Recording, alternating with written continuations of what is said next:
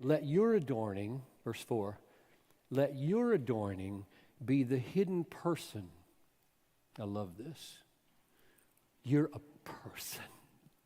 You're not a body to be gawked at. I was praying the other day. I'm human. 69-year-old males are still males, okay? Which means we have a bent towards sexual attraction. Looking at things we shouldn't look at, or looking too long at what we might look at innocently, or whatever. You know, so I'm walking to the airport, and my eyes are flashing here and there as people walk by, and I'm just whispering to the Lord, God, help me to see women's eyes.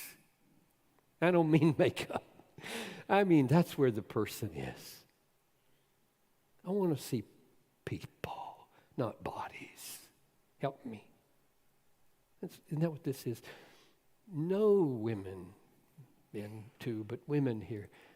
You're a person, not a body to be decorated. And once that gets straight, then the body will fall into line with appropriate clothing and appropriate makeup and appropriate hair and all the other things that are appropriate. But it's not your God. It's not what you're going to live for.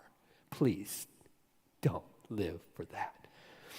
Let your adorning be the hidden person of the heart with the imperishable, same thing with regard to our inheritance, imperishable beauty of a gentle and quiet. And if this right here has a negative connotation for you, try the word serene or tranquil. Like you say, well, we're supposed to be quiet. Women always have to be quiet. Women aren't allowed to talk. I doubt that in this verse especially, that verse was supposed to land on women with painful constraint, but rather beautiful serenity, like a pond or a lake that is serene, it's tranquil. Because he's going to say in just a minute, don't be afraid of anything. I mean, these are my kind of women he's describing here. Fearless before American collapse. Fearless for your kids. Fearless in the face of difficulty at church. Fearless. These are strong women. You'll see it. And the strength is coming from inside. The strength is not being built up like if you look at movie stars and whatnot who always, they're trying to strike a pose with how sexy their clothes are, how sexy their figure is, how sexy their hair is, how sexy everything is. Why do they do that? Power, that's why. They know what men fall for or gawk at. It feels powerful. I get looks. I'm effective in my body. I can do this. And Peter's just saying, but power is good. And I'll tell you where power resides. Power is in a personhood, in a heart. Person, heart, beauty that is gentle, like returning good for evil, with mighty resolve not to do any more than Jesus did when he hung on the cross. Quiet, serene, tranquil in spirit, which in God's sight is very, very precious.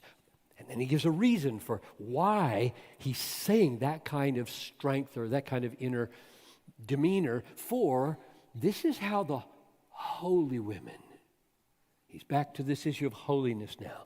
That's our calling, men and women. He's on women. There's a female holiness. Is that what you're living for? Holiness. The holy women. It's a beautiful phrase. The holy women. Where did they get this? Who hoped in God. There's the key right there. Do you hope in your husband's approval? Do you hope in your husband's conversion? Do you hope in in men around you liking what they see, or do you hope in God? And by that, it doesn't mean you don't want your husband to be converted. You don't want to have an impression. You don't want people to look upon you with favor. It means you've got priorities here, and God is all. God is all.